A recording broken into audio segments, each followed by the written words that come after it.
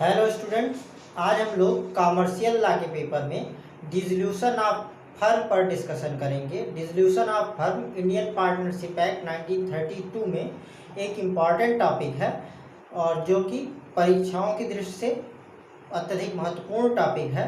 तो इस पे हम लोग आज के डिस्कशन में चर्चा करेंगे। तो डिसोल्यूशन ऑफ फर्म को इंडियन पार्टनरशिप एक्ट 1932 के सेक्शन 39 में डिफाइन किया गया है, जो कहता है dissolution of partnership between all the partners of A firm is called the dissolution of the firm.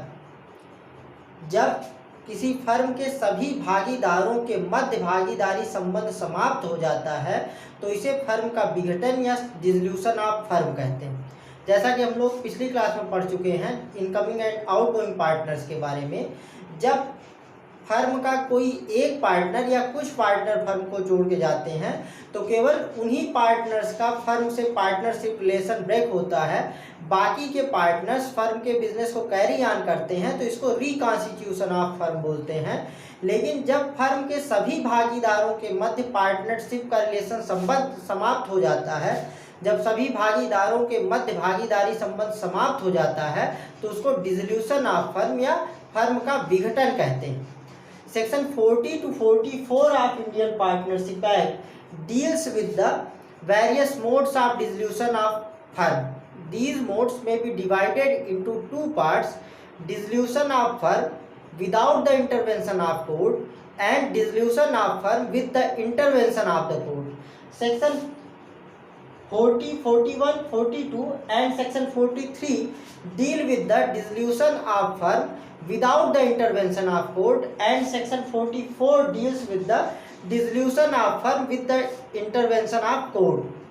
भारतीय भागीदारी अधिनियम की धाराएं 40 से 44 तक में फर्म के विघटन के विभिन्न तरीके बताए गए हैं, जिनको ब्रॉडली दो पार्ट्स में डिवाइड करते हैं। Dissolution of firm without the intervention of court, बिना न्यायालय के हस्तक्षेप के फर्म का विघटन।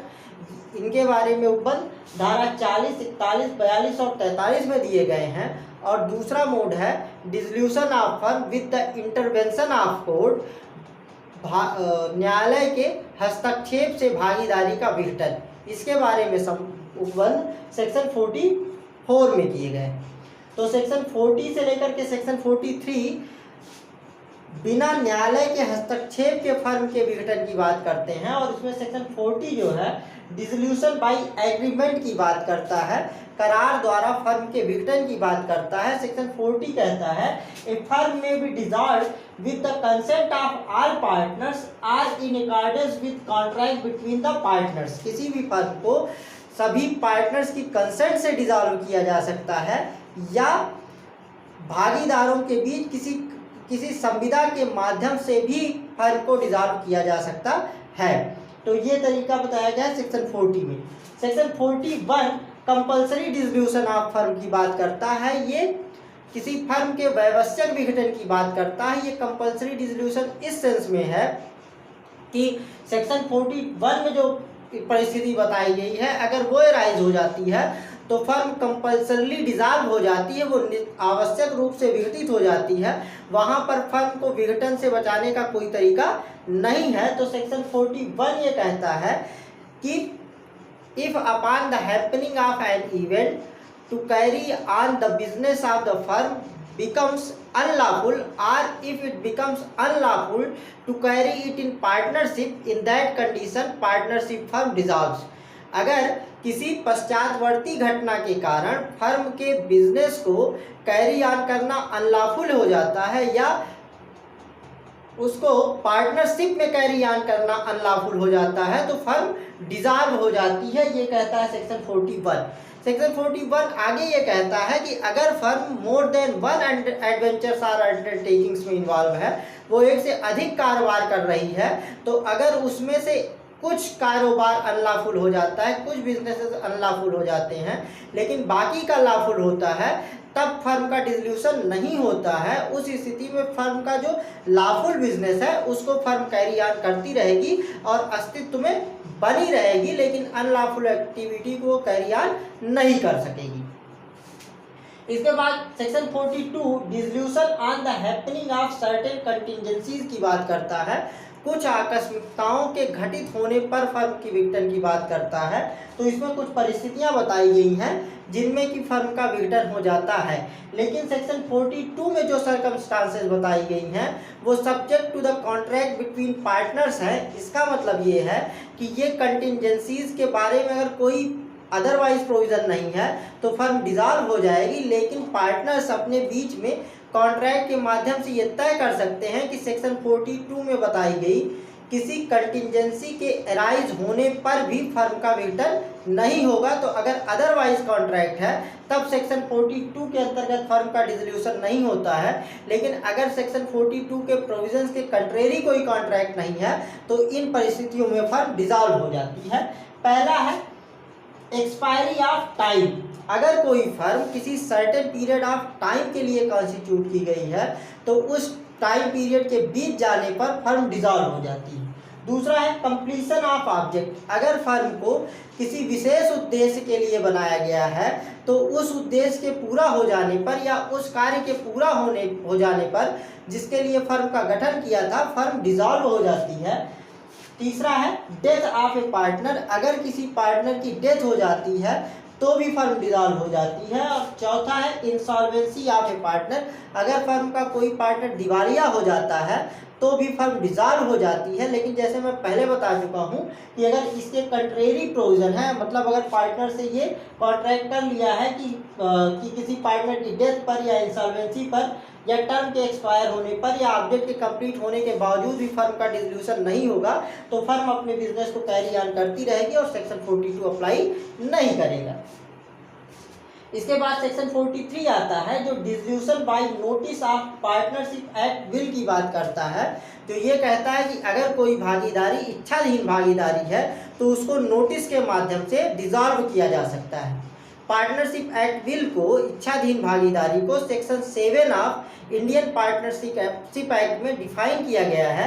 Section 7 of Indian partnership act says that if there is no provision with regard to the duration of the firm or with regard to the determination of the firm, in that condition a firm is called a partnership at will। अगर जो भागीदारों के मध्य करार है उसमें firm की कोई निश्चित समयावधि नहीं बताई गई है कि फर्म इतनी समयावधि के लिए बनाई गई है, या उसके डिटर्मिनेशन अर्थात उसके पर्यवसान के लिए कोई नियम नहीं बनाया गया है, तो ऐसी फर्म को पार्टनरशिप एट विल कहते हैं। और सेक्शन 43 ये कहता है कि अगर कोई पार्टनरशिप एट विल है तो उस फर्म का कोई भी भागीदार उस फर्म को डिसॉल्व करने के अपने इंटेंशन की रिटन नोटिस अदर पार्टनर्स को दे करके फर्म को डिसॉल्व कर सकता है। तो जो पार्टनरशिप एट विल है इसको सेक्शन 43 के अंतर्गत कभी भी डिसॉल्व किया जा सकता है। और अगर जो नोटिस पार्टनर्स को सर्व की गई है उसमें अगर फर्म के डिसोल्यूशन की कोई डेट बताई गई है तो फर्म उस डेट से डिसॉल्व मानी जाएगी। और अगर फर्म के डिसोल्यूशन की कोई डेट नहीं बताई गई है तो ऐसी स्थिति में जिस डेट पर नोटिस अदर पार्टनर्स को सर्व होती है उस डेट से फर्म डिसॉल्व होगी। और अगर अलग अलग पार्टनर्स को अलग अलग डेट पर नोटिस सर्व होती है तो जिस डेट पर सबसे लास्ट वाले पार्टनर को नोटिस सर्व होगी उस दिन से फर्म को डिसॉल्व माना जाएगा सेक्शन 43 के अंतर्गत। तो ये जो सेक्शन 40, 41, 42 और 43 में फर्म डिसॉल्व होती है ये without the intervention of court होती है। अर्थात इन परिस्थितियों में फर्म को डिसॉल्व करने के लिए पार्टनर्स को या किसी भी पार्टी को कोर्ट जाने की कोई ज़रूरत नहीं होती है। और section 44 dissolution of firm bye intervention of court की बात करता है, न्यायालय के हस्तक्षेप से फर्म के डिसोल्यूशन की बात करता है। तो सेक्शन 44 में जो बताया गया है वो ये कि अगर सेक्शन 44 में बताई गई सर्कमस्टांसेस में से कोई भी सर्कमस्टांस राइज होती है तो कोई भी पार्टनर सूट के माध्यम से फर्म को डिसॉल्व करने के लिए अप्लाई कर सकता है और कोर्ट सेटिस्फाई हो जाती है कि ये ग्राउंड्स एग्जिस्ट करते हैं तो वो फर्म को डिसॉल्व कर सकती है। तो पहला ग्राउंड है इंसैनिटी का। अगर कोई फर्म का कोई पार्टनर इंसेन हो जाता है अर्थात वो विकृत चित्त हो जाता है तो जो पार्टनर विकृत चित्त हुआ है उसका नेक्स्ट फ्रेंड या कोई अदर पार्टनर कोर्ट में सूट ला के ये प्रेयर कर सकता है कि फर्म को डिसॉल्व कर दिया जाए। और कोर्ट इस बारे में संतुष्ट होने पर फर्म को डिसॉल्व कर देती है। दूसरा ग्राउंड है परमानेंट इनकैपेसिटी। अगर फर्म का कोई पार्टनर परमानेंटली इनकैपेबल हो जाता है अपने फंक्शंस को परफॉर्म करने के लिए, अर्थात वह अपने कार्यों का संपादन करने के लिए अस्थायी रूप से अक्षम हो जाता है, तो ऐसी स्थिति में उस पार्टनर के अलावा कोई भी पार्टनर कोर्ट में सूट लाके फर्म को डिसॉल्व करवा सकता है।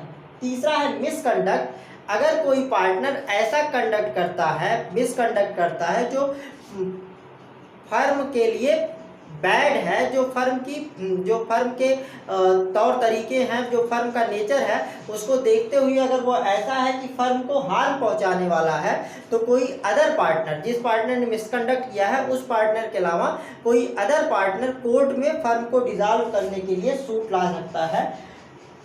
चौथा ग्राउंड है परसिस्टेंट ब्रीच ऑफ एग्रीमेंट। अगर वो पार्टनर जिसने एप्लीकेशन दिया है उसके अलावा अगर कोई अन्य पार्टनर जो पार्टनरशिप एग्रीमेंट है उसको लगातार ब्रीच करता है, तो ऐसी स्थिति में कोई भी पार्टनर कोर्ट में सूट ला करके फर्म को डिसॉल्व करवा सकता है। पांचवा है ट्रांसफर ऑफ होल इंटरेस्ट। अगर फर्म का कोई पार्टनर उस फर्म में अपने होल इंटरेस्ट को ट्रांसफर कर देता है किसी थर्ड पर्सन को, या अपने इंटरेस्ट को चार्ज कर देता है, मतलब किसी दायित्व के उन्मोचन के लिए भारित कर देता है, या किसी डिक्री के निष्पादन के लिए उसके एग्जीक्यूशन में अपने होल इंटरेस्ट को दे देता है, तो ऐसी स्थिति में अदर पार्टनर्स फर्म को डिसॉल्व करने के लिए सूट ला सकते हैं। छठा ग्राउंड है परपेचुअल लॉस। अगर फर्म की स्थिति यह है कि वो लगातार घाटे में जा रही है और उसको बिना घाटे के नहीं चलाया जा सकता है, तो फर्म का कोई भी पार्टनर फर्म को डिसॉल्व करने के लिए सूट ला सकता है। और लास्ट ग्राउंड है any other just and equitable ground. ये जो 6 ग्राउंड्स बताए गए हैं, इन ग्राउंड्स के अलावा भी अगर कोर्ट को लगता है कि कोई ऐसा ग्राउंड है जिसके आधार पर फर्म को डिसॉल्व कर देना न्यायोचित और साम्यपूर्ण है, तो कोर्ट फर्म को डिसॉल्व कर सकती है। यहाँ पर जब हम लोग डेथ ऑफ पार्टनर की बात कर रहे थे, तो यहाँ पे मैंने ये बताया था सेक्शन 42 में कि ये contract subject to contrary contract है। मतलब पार्टनर्स आपस में कॉन्ट्रैक्ट के माध्यम से ये प्रोविजन कर सकते हैं कि जो सेक्शन 42 में कंटिंजेंसी बताई गई है, उस कंटिंजेंसी के अराइज होने के बावजूद भी फर्म डिसॉल्व नहीं होगी। लेकिन एक केस है commissioner of income tax versus सेठ गोविंद राम शुगर मिल्स। इसमें यह कहा गया कि अगर कोई पार्टनरशिप फर्म है और उसमें 2 ही पार्टनर्स हैं, तो उनमें से किसी एक पार्टनर की डेथ पर फर्म डिसॉल्व हो जाती है और इसको कंट्रेरी कॉन्ट्रैक्ट के माध्यम से नहीं रोका जा सकता है। तो अगर फर्म में मोर देन 2 पार्टनर्स हैं, तब वो ये कॉन्ट्रैक्ट कर सकते हैं कि किसी पार्टनर की डेथ के बावजूद भी फर्म डिसॉल्व नहीं होगी और ऐसा कॉन्ट्रैक्ट प्रभावी होगा। लेकिन अगर किसी फर्म में 2 ही पार्टनर हैं, तो उनमें से किसी भी एक पार्टनर की डेथ पर फर्म डिसॉल्व हो जाएगी, भले ही इसका कॉन्ट्रेरी कॉन्ट्रैक्ट एग्जिस्ट करता हो। तो ये डिसोल्यूशन ऑफ फर्म पर हमारा लेक्चर कंप्लीट होता है। मिलते हैं अगले लेक्चर में एक नए टॉपिक के साथ। Thank you.